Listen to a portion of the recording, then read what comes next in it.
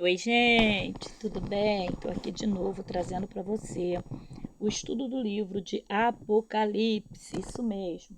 O livro de Apocalipse é um livro que muita gente não gosta, né? Eu sempre falo isso, eu sempre repito isso. É um livro que muita gente não gosta de ler, porque entende que é um livro difícil, né? Complicado, mas não é não. Eu vou provar para você que não é. Eu tenho trago para você aqui em partes, para não ficar muito pesado. Depois eu vou fazer um playlist e compartilhar, capítulo por capítulo, versículo por versículo, comentado. E eu tenho certeza que tem edificado muita gente. Já estamos tendo um retorno disso e tem sido muito gratificante para mim também. Vamos lá.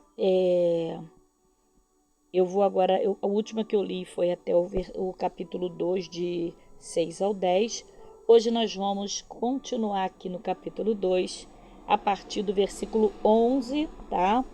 O versículo 11 diz assim, capítulo 2, versículo 11. Quem tem ouvidos, ouça o que o Espírito diz às igrejas. O que vencer não receberá o dano da segunda morte. Vamos comentar isso? Vamos lá. Perdão, saiu aqui da ordem e foi lá para Apocalipse 20. Meu Deus do céu, vamos de volta para Apocalipse, capítulo 2, tá? Versículos 6, 7, 11, né? Quem tem ouvidos, ouça o que o Espírito diz às igrejas. O que vencer não receberá o dano da segunda morte. Vamos lá. A segunda morte é uma referência à condenação eterna no lago do fogo e enxofre. Você também vai ler em capítulo 21, versículo 8 de Apocalipse. É o lugar tão terrível que a própria morte e o inferno serão lançados dentro dele. Também está em Apocalipse capítulo 20, versículo 14. Por isso não há promessa maior do que escapar dessa segunda morte. Apenas aqueles que têm o nome escrito no livro da vida é que estarão livres dessa condenação. Eu abro aspas e pergunto: seu nome está escrito no livro da vida? Tem certeza? Se não, corra já e agora mesmo para a presença de Deus e garanta o seu nome neste livro. Leia também Apocalipse, capítulo 20, versículo 15. Fecho aspas. Portanto, aquele que lê estas palavras e não tem certeza da salvação deve interromper agora mesmo a leitura e fazer uma oração sincera a Deus, entregando em suas mãos toda a sua vida. Não deixe para depois. Tudo pode esperar, menos a salvação da nossa alma. E eu já quero fazer uma oração por mim e por você. Pai, se estiver alguém acompanhando esse estudo, que ainda não confessou a Ti como único, total e suficiente Salvador, incomoda agora, Pai, porque a função de incomodar do pecado e do erro é do Teu Espírito. Ninguém tem o direito de condenar e acusar ninguém. Mas garanta essa alma, Pai. Senhor, quem sabe é uma pessoa que está sem força. Quem sabe, Pai, é uma pessoa que está perdida e começou a ouvir essa aula do nada e se sentiu impulsionada. E sentiu medo, Pai. Medo de ter esse Senhor, de ser condenado a esse lago de fogo e enxofre. Mas não tem, meu Pai, coragem, não tem forças para voltar para a Tua presença, porque talvez esteja esperando abandonar o pecado. Ou então acha que a igreja não vai recebê-los. Pai, não permita que o diabo seja esse acusador na mente deles, não. Que nada venha importar para eles, mas apenas, Senhor, o desejo venha ferver no coração de cada um, de desejar ter o nome escrito no livro da vida, custe o que custar. Mesmo que para isso eles precisem pagar o preço de passar por cima de qualquer medo e voltar e te confessar, para garantir o nome escrito no livro da vida. Do mais o Senhor cuidará. Porque, meu Pai, se ficarmos esperando, nunca vamos chegar a voltar à Tua presença. Porque eu me lembro que quando eu voltei, meu Pai, cheia de carrapicho. E foi dentro do processo que o Senhor me lapidou. Ainda sou pecador e continuarei sendo até o Senhor me resgatar. Porque só depois que vier o puro, o impuro deixará de existir. Enquanto isso, Pai, estamos na luta pela purificação todos os dias. Traga essa vida para o meio. Traga essa vida para a presença. Dê força a essa vida agora. Em nome de Jesus. Amém? Vamos continuar? Apocalipse 2, versículo 12 diz: E o anjo da igreja que está em Pérgamo escreve: Isso diz aquele que tem a espada aguda de 2 fios. Vamos comentar isso. 2:12, Igreja de Pérgamo. A cidade de Pérgamo foi a antiga capital política da Ásia. Era famosa pela sua biblioteca, a mais importante da época, depois de Alexandria, na Grécia. A cidade era caracterizada pelos paganismo, pela perversidade e pela idolatria, pois havia nela um gigantesco altar a Júpiter. Isso mesmo, um gigantesco. Jesus se identificou para essa igreja como aquele que tem a espada aguda de 2 fios. E que é a palavra de Deus. Essa espada revela o que está em oculto. Além disso, julga, convence e faz separação entre o joio e o trigo.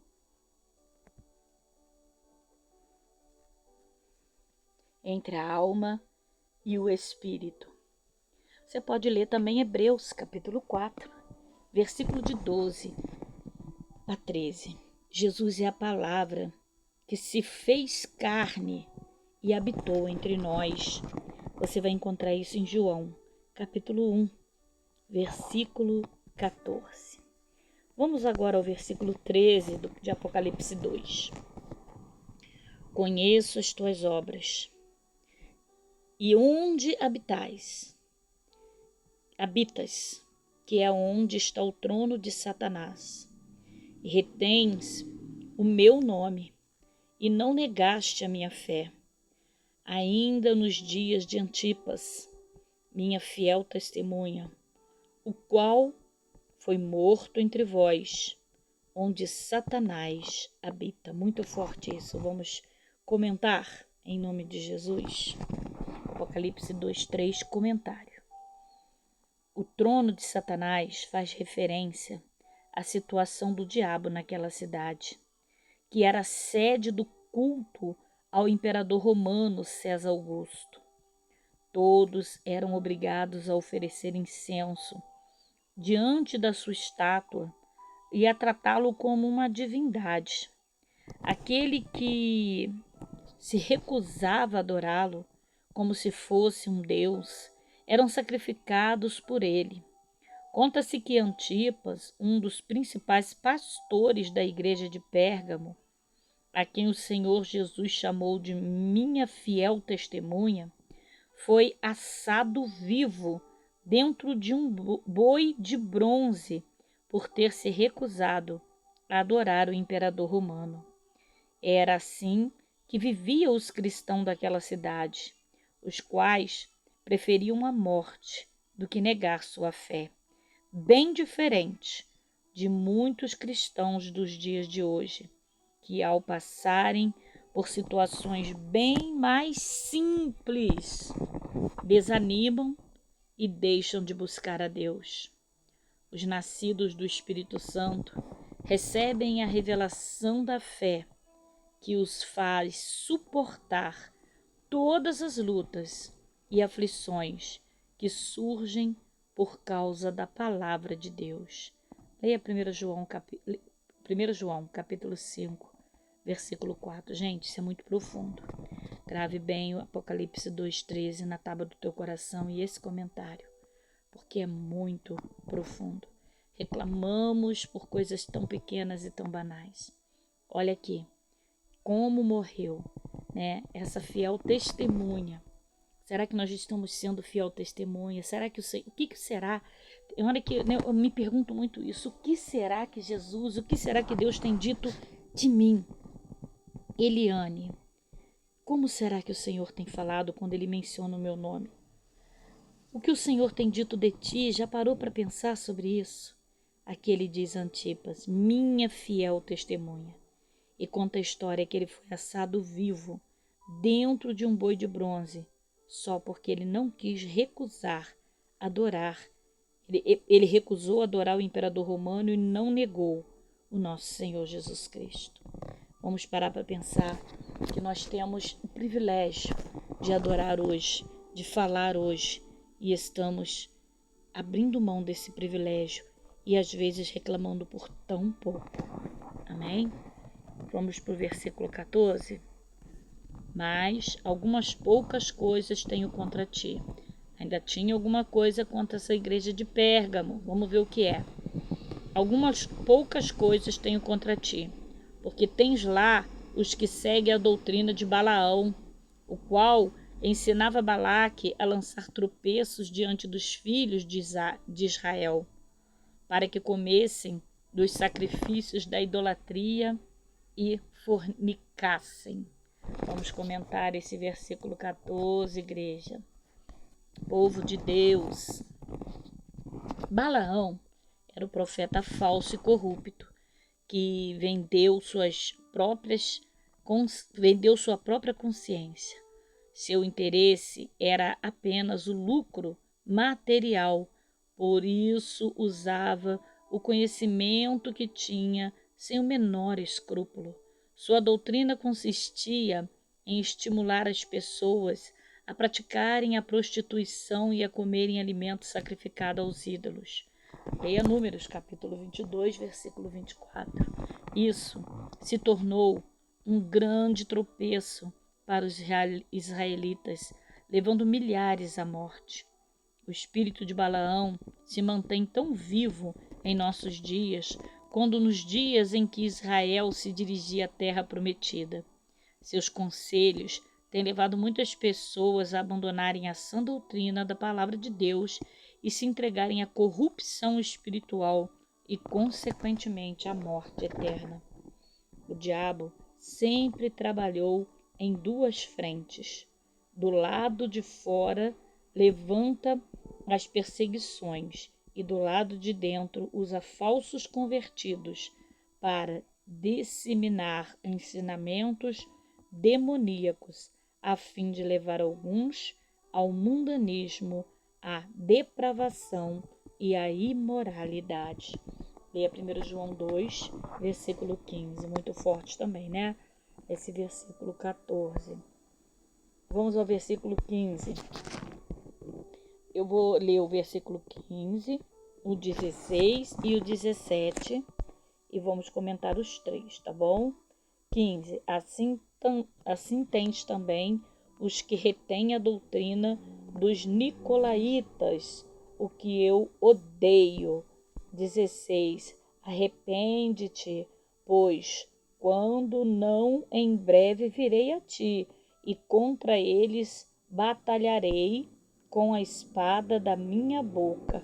E o 17, quem tem ouvidos ouças o que o Espírito diz às igrejas, ao que vencer darei de comer o maná escondido, e dar-lhe-ei uma pedra branca, e na pedra um novo nome escrito, a qual ninguém conhece, senão aquele que recebe. Vamos comentar isso, gente, é muito profundo, né?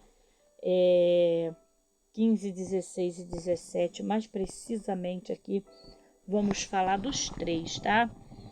Mas vamos falar do 17 mais precisamente. O maná escolhido.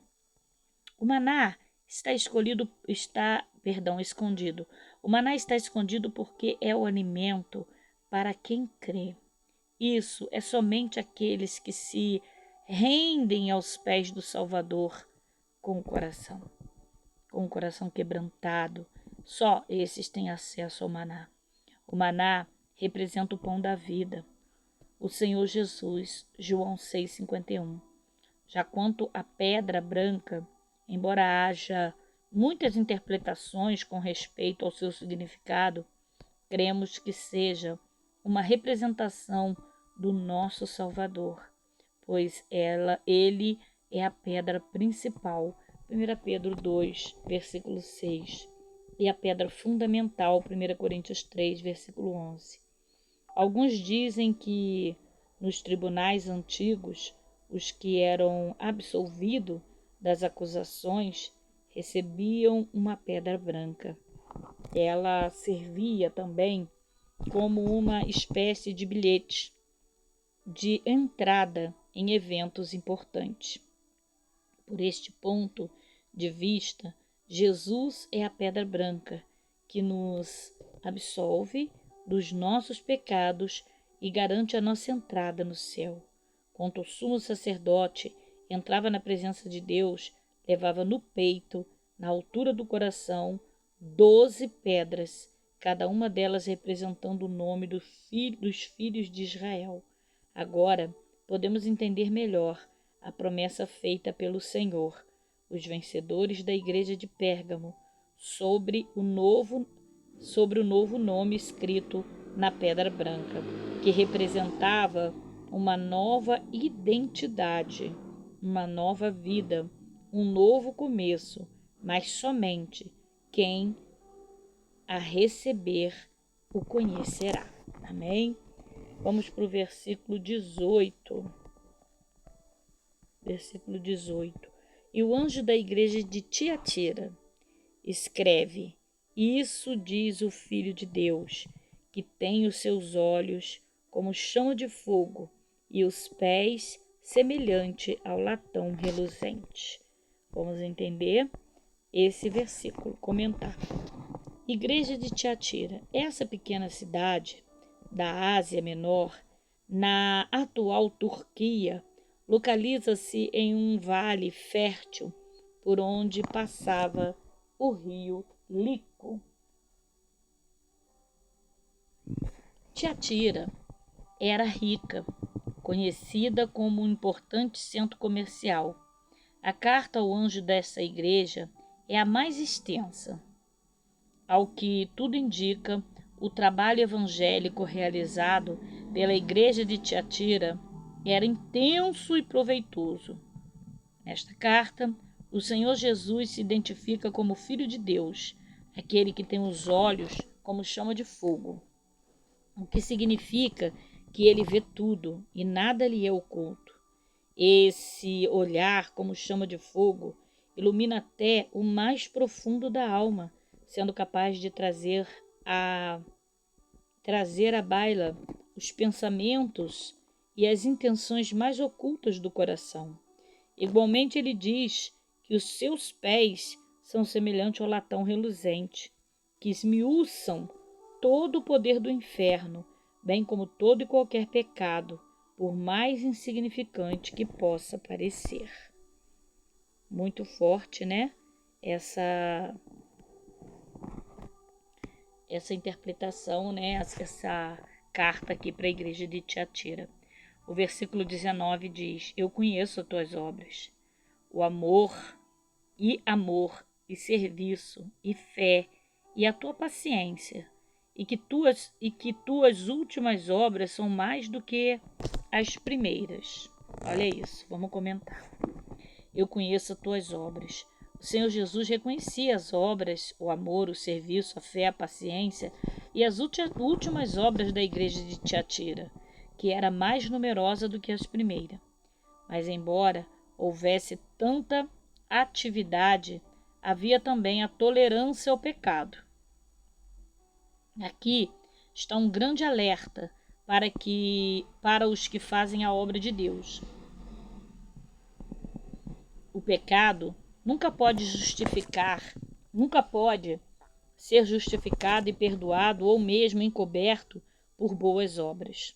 Por mais lindas e importantes que seja, porém, infelizmente, é isso que alguns têm tentado fazer dentro da igreja do Nosso Senhor.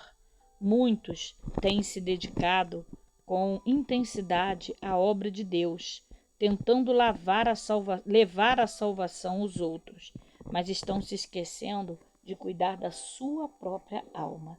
1 Timóteo 4, versículo 15 e 16. Vamos ao 20?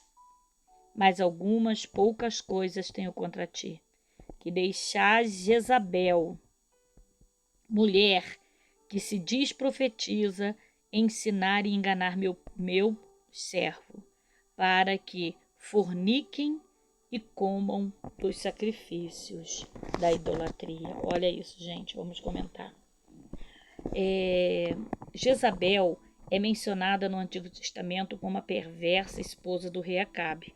Foi ela quem introduziu o culto a Baal em Israel e promoveu a mais cruel perseguição contra o profeta do Senhor em 1 Reis 16, 31 e 18, 4. Todo mundo conhece a perseguição a Elias.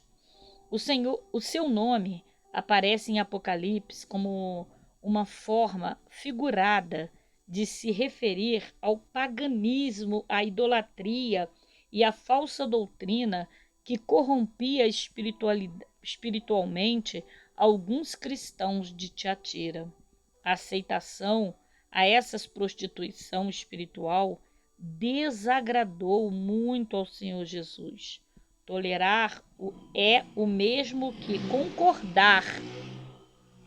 E é exatamente isso que a igreja moderna tem feito nesses últimos tempos, pois quase ninguém ousa denunciar o pecado e as falsas doutrinas para não ficar isolado e ser